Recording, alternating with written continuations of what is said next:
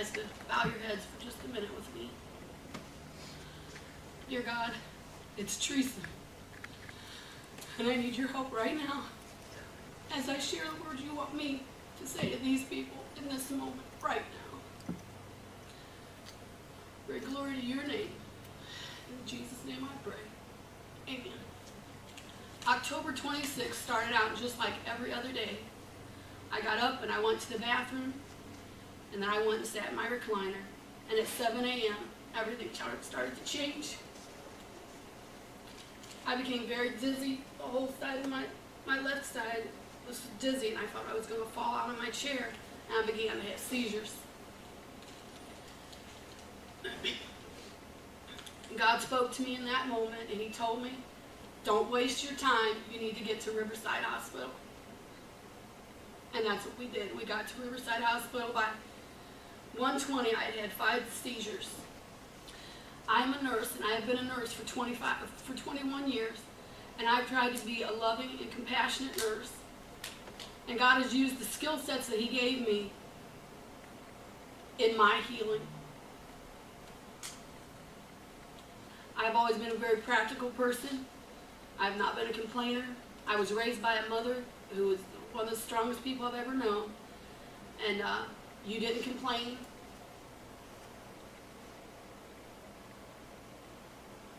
She never taught us to be sorry for ourselves. I've never been one to shed many a tear, but that has changed for me.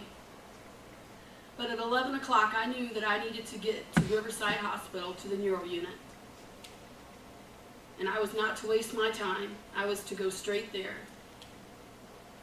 In the last 2 weeks, God has brought so many people into my life to help with my restoration.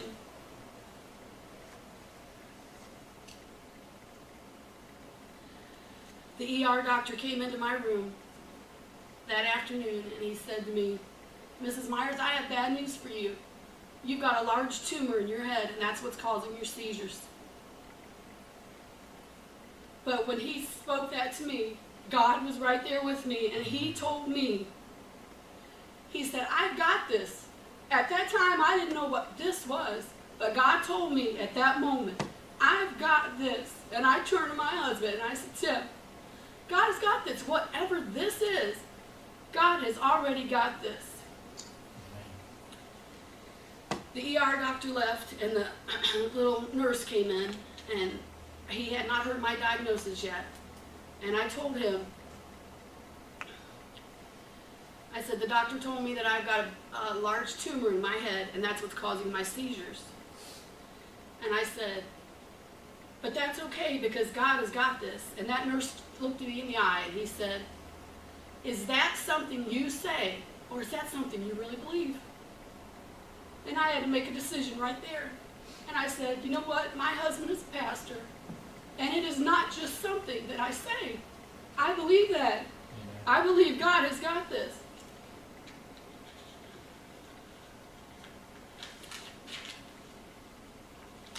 And I said, God is in control of this. And that nurse told me, he said, I've heard people say that before, but is this something you mean? Or do you really believe, do you really believe this?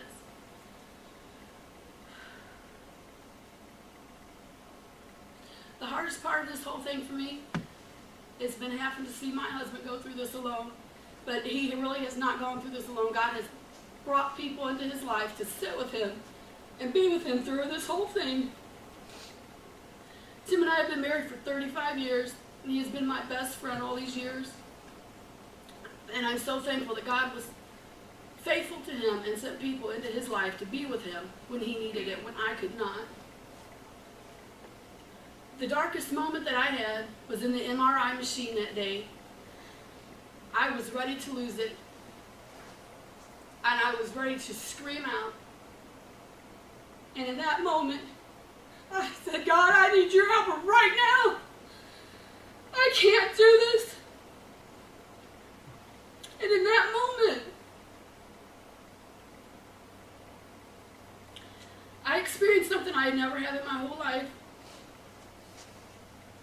the vital living word of God came in that MRI machine with me. The shepherd himself was in that MRI machine with me. And he said to me, in the words of the 23rd Psalm, "The Lord is my shepherd, I shall not want." It was so personal to me. He said, he makes me to lie down in green pastures. He leads me beside those still waters, and he restores my soul. He leads me in the paths of righteousness for his name's sake. And yea, though I walk through the valley of the shadow of death, I will fear no evil, for you are with me, and your rod and your staff, they comfort me, and you prepare a table before me in the presence of my enemies, and you anoint my head with oil, and my cup runs over. Surely goodness and mercy shall follow me all the days of my life, and I will dwell in the house of the Lord forever. God gave me that promise that day, and I have stood on that promise, and he has not wavered 1 second.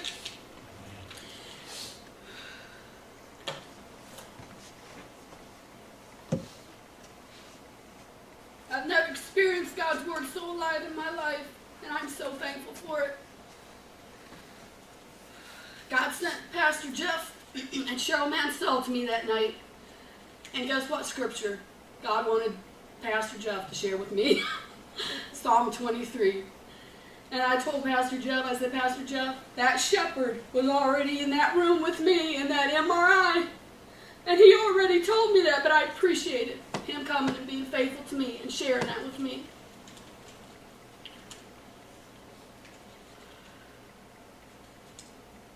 And I feel that that day, he started restoring my soul. And I already believe that with his help, I am going to fully be restored 100%. The surgeon came in on Friday afternoon to talk to me. And I asked him that day, I said, "Are you a man of faith?" He told me he was a Catholic and that he was struggling in his faith right now. I told him that I felt like God had sent him into my life to heal me, and that I was going to pray with him for him all weekend, and that I wanted him to come back in there Monday and to be well rested and ready to go into my brain. And that's what I did. I prayed for him all weekend, and when he came back in, I asked him, I said, "Doctor, did you have a good weekend?" And he said yes. And he did, and he was able to take care of me. But I told the doctor that day, I said, now doctor, I expect, because I totally believed, and I still do today, that I'm going to be 100%. And I told him, I said, I expect the surgery to go perfect. I don't expect there to be any problems. I said, but if you get in there, I've been a nurse a long time, if you get in there and this does not turn out right, it's okay. You let God take me. And he said, "Oh, Mrs. Myers, we're not even going to talk about that." But I said, yes, we are going to talk about that. Because if that comes to that, I am ready for that. And I made sure that weekend that there was nothing between me and my soul. That if that happened on Monday, I was going to be ready to go. And I was going to be ready to go with God. I felt like the whole time that God was telling me that he was going to use my skill set as a nurse to help in my healing. And when I was in that, in the room before my surgery, I felt like God told me, "Teresa, you need to learn how to reposition yourself in this bed so when this surgery is done, you're going to be comfortable." And that's something that seems so easy, but it's not. Everybody's body is totally different. And sometimes being repositioned is so important. And God helped me to be able to learn how to do that so that when my surgery was done, I have been very comfortable. When they took me into that surgery room that morning, I told those people, everybody in that surgery room, I said, "I want you to know that I believe God has placed every one of you in this room at this time for my healing. And I want you to know that I've prayed for you all weekend long. And I believe that God is going to use your hands to heal me." And several voices spoke up that morning and told me, "Miss Teresa, we got this."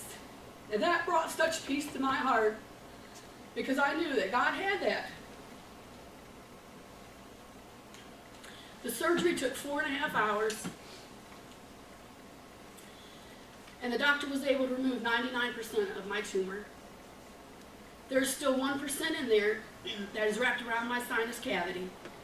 And the doctor said that if he had taken that 1%, I possibly would have stroked out. And I'm so thankful that doctor was wise enough to stop and leave that 1%.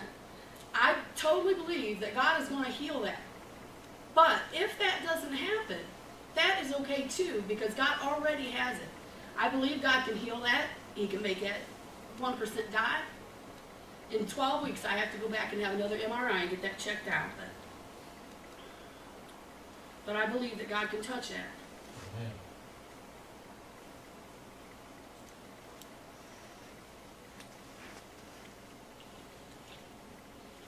Wednesday night at the hospital, about 11 o'clock, a little black girl came into my room, and she said, "Miss Teresa, I'm Chris, and I'll be your PDA tonight." I had such bad light sensitivity at that time and dizziness that I couldn't even open my eyes to see Chris. I still to this day don't know what she looks like. But the presence of the Lord came into that room with that girl so strong that I can never be thankful enough. I lay there in the darkness after she left, and I rejoiced in the Lord because he had brought his joy in that room with her voice. She came back in at 3:30 that morning to do my vital signs. And when she came in, I said, "Chris, are you a woman of faith?" I didn't need to ask her that. I already knew that she was a woman of faith. I said, "Are you a woman of faith?" And she said, "Yes, I am." And I said, "Do you go to church?" And she said, "Yes, I do." And she said, "I don't go to church as often as I would like to because of my work schedule." She said, "But Sunday, God told me I needed to go to church because I needed a word from him." And she said, "I went to that church, Miss Teresa." And she said, "The word the Lord gave me was joy." And she said, "I was so disappointed." She said, "Joy? What's so big with that?" But I needed that word that morning so bad. I said, "Chris, don't you ever feel like that's an unimportant word. The joy of the Lord is our strength." And I said, "God is going to use you because when you walked into this room, I felt his presence so strongly. God is going to use you in the worst times of people's lives. He's going to use you to help those people." And God has gave me that promise. I told her, I said, "Chris, I'm going to tell you something you don't know about me. This little bald-headed woman laying here in this bed," I said, I am a pastor's wife of a tiny little church in Bucyrus, Ohio, and I needed that word that the Lord gave you. I need that word. So I hope that God is going to bless that woman.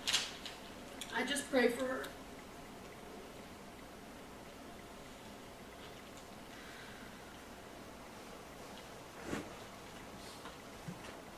On Saturday morning at 8 o'clock, Dr. Brian came in my room, and he told me that I was going to get to go home. And that was the best news imaginable. But Brian told me, I said, "Okay, Brian, what time can I tell my husband to be here to pick me up?" And he said at noon. I said, "So Brian, you're telling me that you're the man today, that you're going to have my paperwork done, and I'm going to be ready to leave here at noon?" And he said, "Yes, I am the man today, and at 12 o'clock you're going to get to leave here." Well, it just turned out Brian was not the man that day. And Tim tells me that he thinks somebody from the psych ward came down and visited me that morning. And that might have happened, I don't know. But Brian was not the man that day.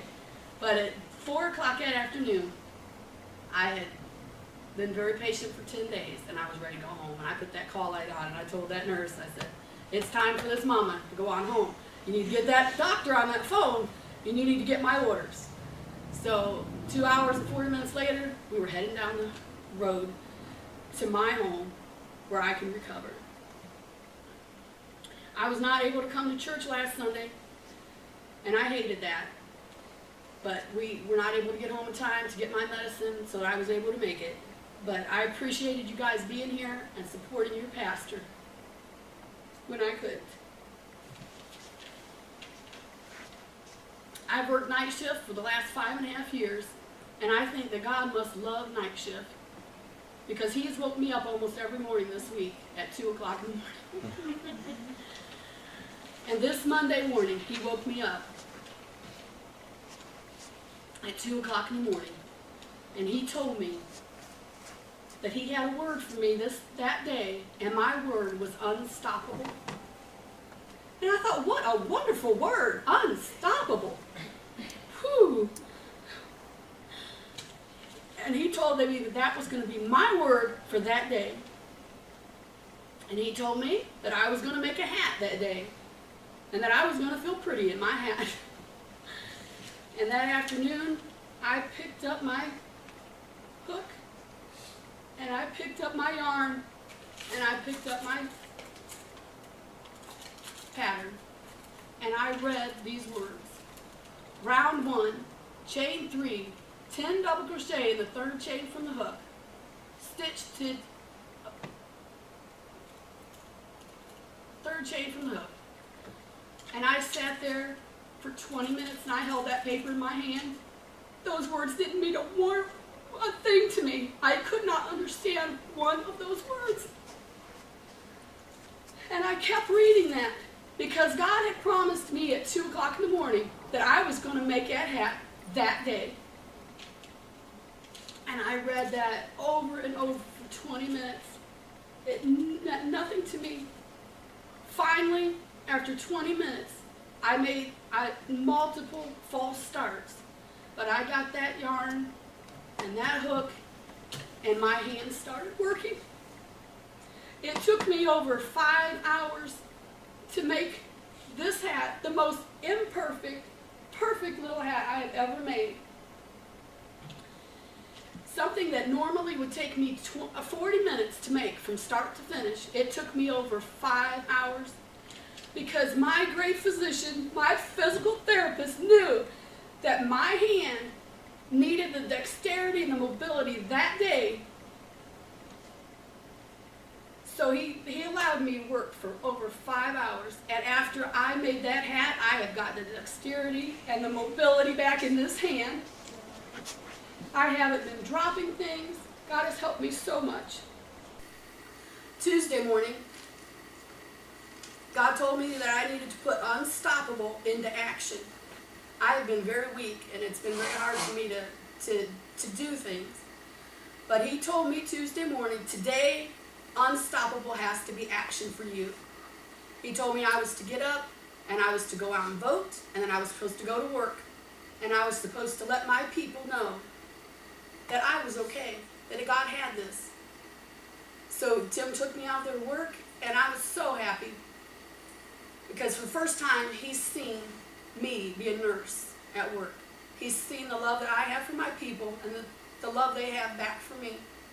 And I walked around and I visited my people, and some of them cried with me and said, oh, I have been so worried about you. And I said, no, there's not going to be any of that. There's not going to be no worry.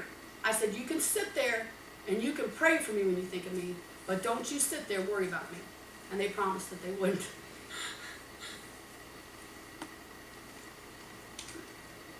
But I enjoyed that visit so much. But we walked around that building for about 35 minutes, and I felt like that was something I really needed, because then I knew exactly, how weak I have become, and I know what I need to do now to get my strength back.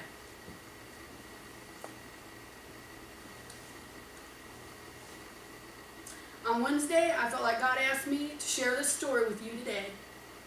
And on Thursday, I felt like the Lord wanted me to be willing to have this story recorded. So this is the text message I sent to Nathan. Nathan, you will know how out of character this is for me more than anyone else. Nathan and I are a lot alike. We both are like the behind the scenes type thing.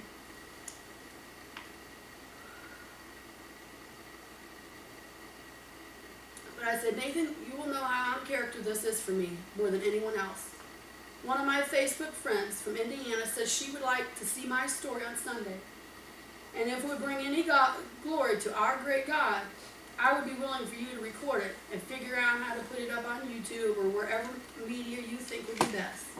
I have full confidence in you, and that if this is part of God's plan for this week, that you are the man for this job. So I'm leaving this in your hands and praying for you about this. I love you and have a great day. Nathan sent me back. I'll take care of it.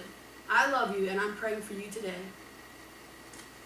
I just want to take a moment and say how thankful I am for Nathan and Jerry. When he was just 16, his beautiful mother was taken to be with the Lord. And God placed Nathan in our home. Every parent will understand what I'm talking about. I did not get the privilege of being his mother, his biological mother, but I think every parent that hears my voice will understand what I mean when I say I have been beyond blessed with this child. He is a kind, hardworking man, and I don't believe there's a thing in this world that if he could do for Tim and I that he wouldn't. I am so proud of you, Nathan. That boy is so smart, sometimes I don't even know what he's talking about. But you, Nathan, you are my soul son, and I love you, and I want you to know that. I wish LT could have been here today, but we have to be practical, and he had to work. I feel like God has given him a talent, and in my mother's heart, that boy sings like an angel. God has sent so many people into my life in the last 2 weeks to help me in my recovery, and I thank him for that. Wednesday, I was able to make my husband supper, and it was such a blessing to me to be able to have the strength. It was the easiest thing, a BLT sandwich. It was not the prettiest BLT sandwich I've ever made, but that bacon was crisp and it tasted good. We had pretzels and Rocky Road with that. It was easy. I was exhausted when it was done, but God gave me the strength to do that. On Thursday, I went to Dr. Kavari, and that woman has got the gift of encouragement, and I can never be thankful enough. And she gave me a neural check that day. I have failed every neural check they've given me, but Thursday, God was in that room with me, and I aced that neural check. I am so thankful. There was even a bonus question I got. I am so thankful to him.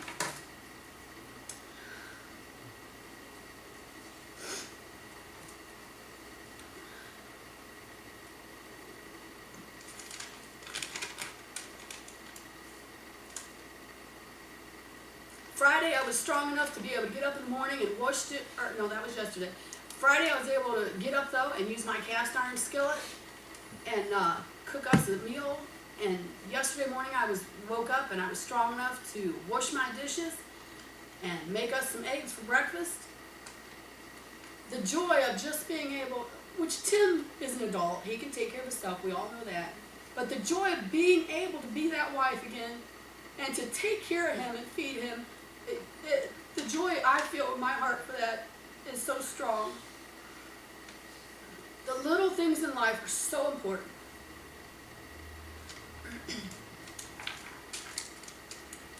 So this is what I want to ask you today. The question that nurse asked me that morning. Do you believe, or is it just something you say? God wants you to know that He loves you and He wants a personal relationship with you. He wants you to have a life filled with joy. He wants you to be kind to yourself and to love yourself. And whatever it is in your life, God has it today. Don't be afraid to cry, and don't be afraid of healing tears. I appreciate your prayers so much. I start physical therapy this week, and I want you to pray that the Lord will help me to remember the joy of the Lord is my strength, and to remain positive, and to find the joy of the Lord I need, as I do every day with the physical therapy. I feel as weak as a kitten right now, but I'm very determined, and I feel like God will give me the strength of a tiger as I work hard at being restored. For I still believe the promise God gave me in that MRI machine.